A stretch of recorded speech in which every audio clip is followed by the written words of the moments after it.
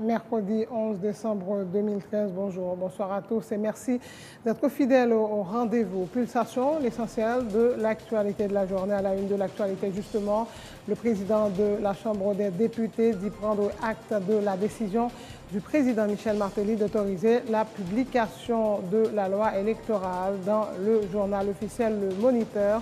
Tolbert Alexis encourage le chef de l'État à publier d'autres lois qui ont été transmises par le Parlement. Le consortium des partis politiques haïtiens proches du pouvoir appelle le CTCEP à donner l'exemple en matière d'organisation d'élections libres, honnêtes et démocratiques dans le pays. Droits humains en Argentine et en Haïti, défis et leçons, c'est le thème d'une journée de réflexion organisée ce mercredi à l'initiative du secrétariat technique de l'UNASUR, de concert avec l'Office de la protection du citoyen. Les intervenants ont déploré la lenteur de la réforme judiciaire en Haïti.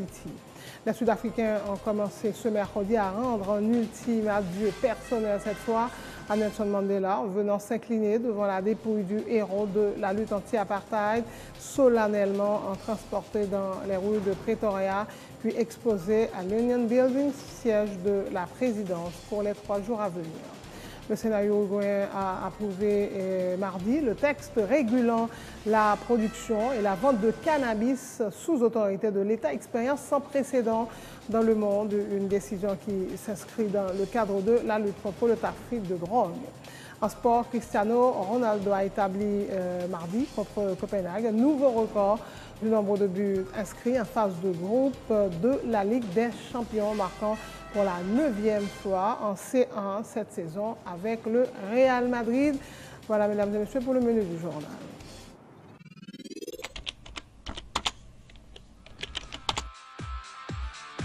Bienvenue à cette édition d'Information Pulsation, l'essentiel de l'actualité de la journée. Merci de votre fidélité. Bienvenue dans ce premier numéro de Pulsation Week-end.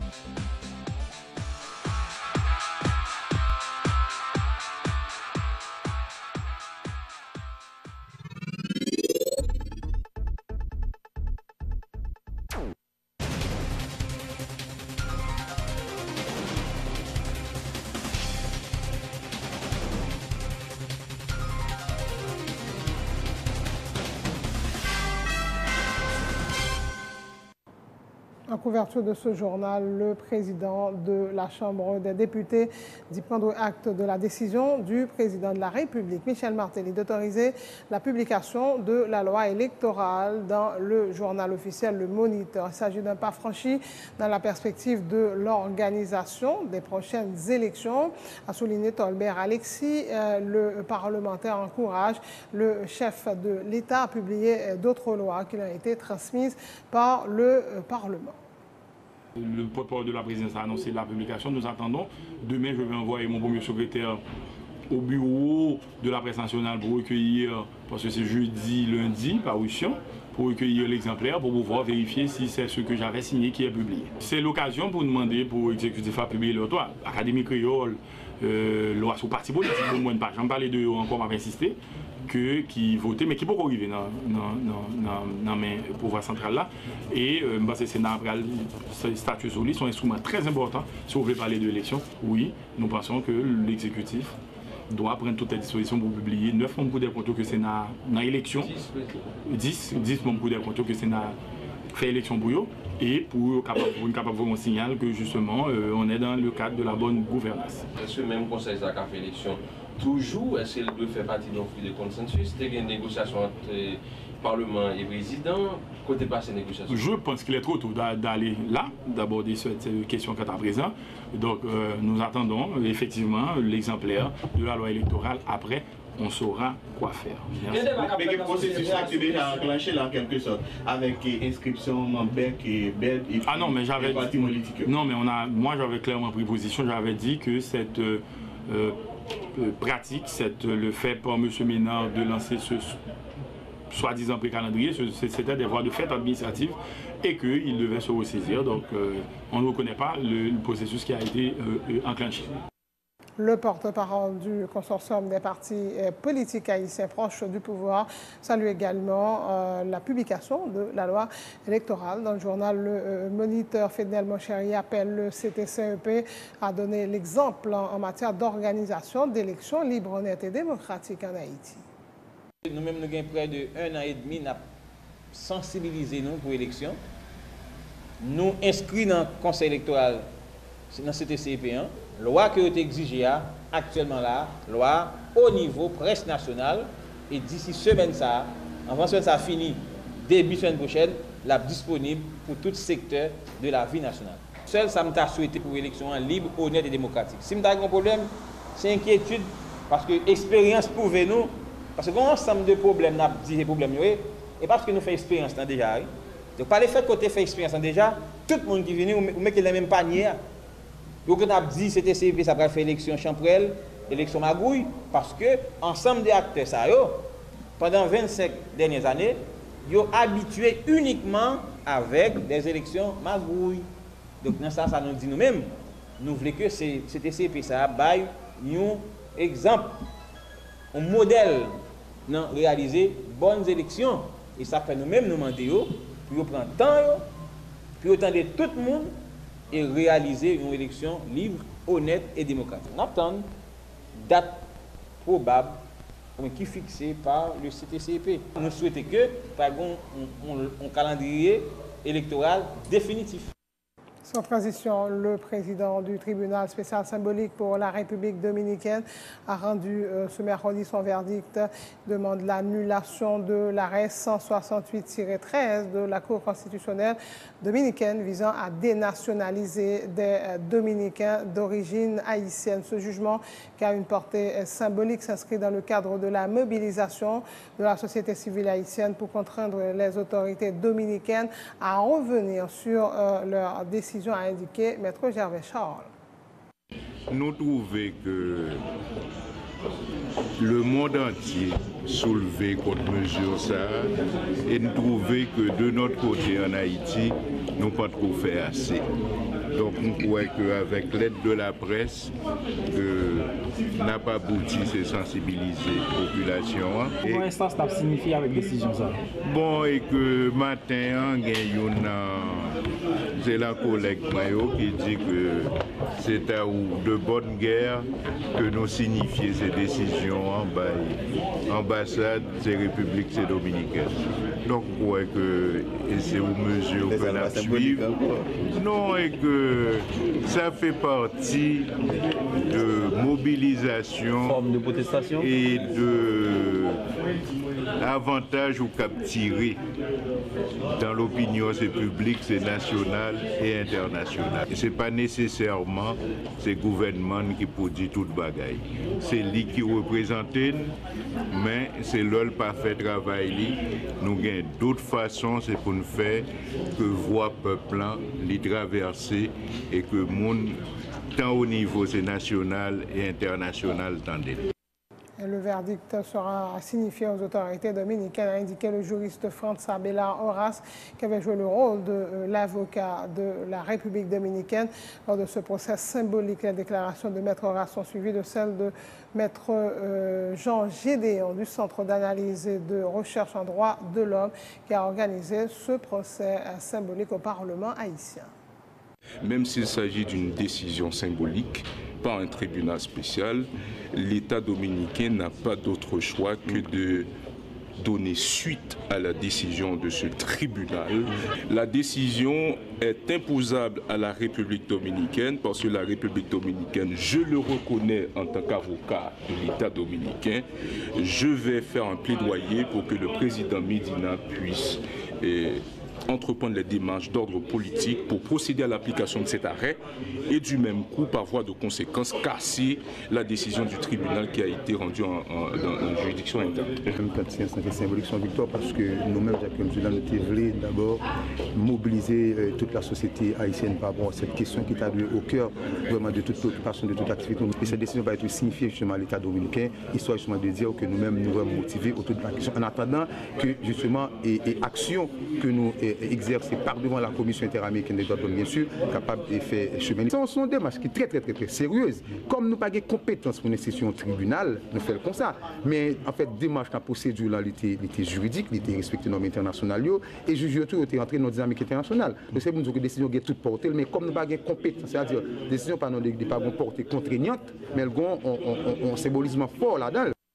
Le secrétariat technique de l'UNASUR en Haïti, de concert avec l'Office de la protection du citoyen, a organisé ce mercredi une journée de réflexion autour du thème droits humains en Argentine et en Haïti, défis et leçons. Le représentant spécial du secrétariat technique de l'UNASUR en Haïti, Rodolfo Matarolo, fait remarquer que les réformes judiciaires ne se font pas uniquement avec de bons discours, de bonnes intentions, mais via des actions concrètes. Aujourd'hui, nous sommes réunis ici au Presfed pour parler des droits de l'homme.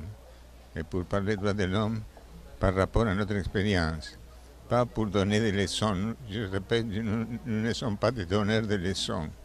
Ce que nous voulons, c'est de partager notre expérience de lutte contre l'impunité, qui me paraît vraiment une priorité en Haïti. La lutte contre l'impunité, c'est quelque chose de fondamental pour bâtir un état de droit basé sur des bases, des assises solides. On n'a pas fait la réforme judiciaire en profondeur. La réforme judiciaire exige un leadership. Le leadership doit être placé quelque part au sein de l'État et nous ne trouvons pas, hélas, ce leadership capable de moderniser les droits, de former des juges capables d'employer tout leur talent au service des droits de l'homme et des libertés fondamentales. On pourrait donner des exemples, mais c'est surtout ça. La réforme judiciaire ne se fait pas seulement avec des discours, des bonnes intentions. Il faut qu'il y ait des mesures concrètes, que cela devienne une politique d'État. Ça veut dire non, pas la politique d'un parti politique, d'un gouvernement quelconque, mais de l'État en tant que tel. Une fois passée la période présidentielle de M. X, il y a un autre président, que ça continue, que ça peut s'approfondir. Ça, c'est une politique d'État qui s'étale pendant toute une génération. De réformer le système judiciaire, c'est difficile partout dans le monde. Nous faisons aujourd'hui le procès dont on a parlé ici, dans cette journée consacrée aux droits de l'homme en Haïti et en Argentine. Nous le faisons 30 ans après le coup d'État, n'est-ce pas? Il y a eu des procès avant, on a eu des avancées, des reculs, mais s'installer dans cette situation où vraiment on est au service de la vérité, de la justice, de la réparation, ça a coûté beaucoup en Argentine. Ce n'est pas facile nulle part. Et l'Argentine qui a fêté mardi le 30e anniversaire de la démocratie sans coup d'État. Nous pouvons nous inspirer de l'expérience des Argentins justement pour faire avancer les questions relatives à l'état de droit en Haïti, a indiqué pour sa part la protectrice du citoyen Florence Elie, a insisté sur la nécessité de l'indépendance du pouvoir judiciaire. Yo gagné les Mercosur, yo gagné toutes sortes d'associations pour défense des droits de l'homme, surtout en Argentine, côté il y a des centaines de milliers de monde qui ou bien mouru, assassinés, disparus, etc., des petits monde qui ont été séquestrés. Donc, yo font pile travail yo même dans la question des droits de l'homme là. Yo même gagné des procureurs, des commissaires et gouvernements spéciaux qui complètement indépendants, qui est chargé pour faire poursuite sur question de Wamoun jusqu'à 15 ans, 20 ans, 30 ans après.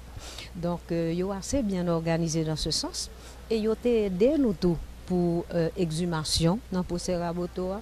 Ils ont aidé nous pour recherche, comparaison et ADN. Ils ont une grosse expertise dans le branche ça. Donc, comme Libralé, en tant qu'ambassadeur, c'est fin de mission.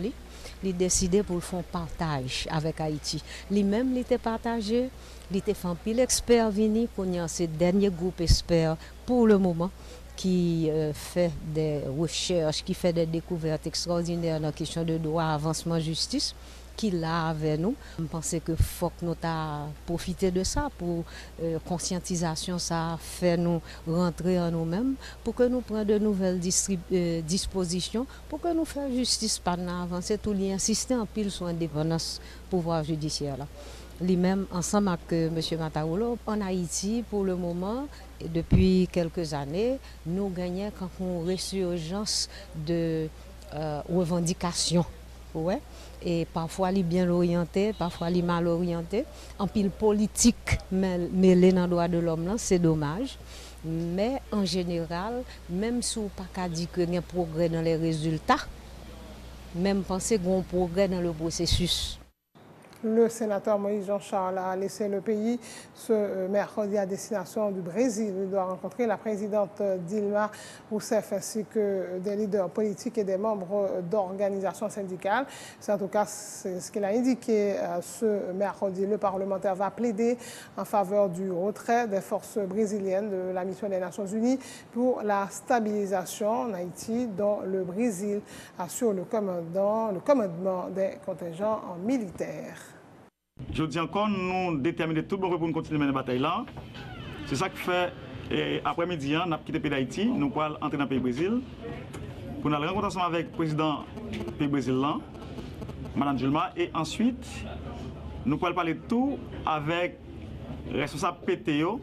PT, nous connaissons l'ensemble des camarades qui ont géré c'est l'ancien président Lula, en pile l'autre camarade qui a géré et parti ça, nous d'accord avec le principe plan pour le pays Brésil capable de retirer tout plus haut en dedans de l'Haïti. Vous connaissez tout le congrès qui a organisé. Nous allons prendre part dans le congrès pour nous présenter la situation du pays d'Haïti, pour nous parler avec l'autorité brésilienne, ensemble avec les leaders politiques, en même temps tout avec l'organisation de base, avec les syndicats.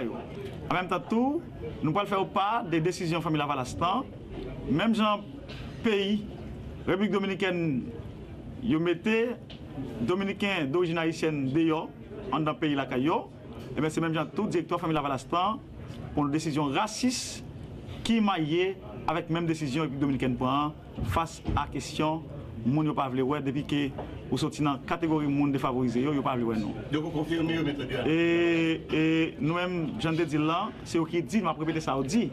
Mais comme nous même nous disons son track, nous dit président il y a 15 jours pour parler. Si 15 jours passent, il pas parler connaître l'équipe en décision, en attendant nous pas capable d'opiner de un track qu'on mettait dehors. On va parler après 15 jours. Oui, après 15 jours nous allons parler. C'est la fin de ce journal. Le rappel des titres. Le président de la Chambre des députés dit prendre acte de la décision du président Michel Martelly d'autoriser la publication de la loi électorale dans le journal Le Moniteur. Jean-Tolbert Alexis encourage le chef de l'État à publier d'autres lois qui ont été transmises par le Parlement. Le consortium des partis et politiques haïtiens proches du pouvoir appelle le CTCEP à donner l'exemple en matière d'organisation, élections libres, honnêtes et démocratiques dans le pays. Droits humains en Argentine et en Haïti, défis et leçons, c'est le thème d'une journée de réflexion organisée à l'initiative du secrétariat technique de l'UNASUR, de concert avec l'Office de la protection du citoyen, l'EPC. Les intervenants ont déploré la lenteur de la réforme judiciaire en Haïti. Les Sud-Africains ont commencé ce mercredi à rendre un ultimat du personnel, cette fois à Nelson Mandela, en venant s'incliner devant la dépouille du héros de la lutte anti-apartheid, solennellement transporté dans les rues de Pretoria, puis exposé à l'Union Building, siège de la présidence pour les 3 jours à venir. Le Sénat uruguayen a approuvé mardi le texte régulant la production et la vente de cannabis sous autorité de l'État, expérience sans précédent dans le monde, une décision qui s'inscrit dans le cadre de la lutte contre le trafic de drogue. Cristiano Ronaldo a établi mardi contre Copenhague un nouveau record du nombre de buts inscrits en phase de groupe de la Ligue des Champions, marquant pour la 9e fois en séance cette saison avec le Real Madrid. Merci de votre attention. Bonne suite de programme sur Télé Pluriel.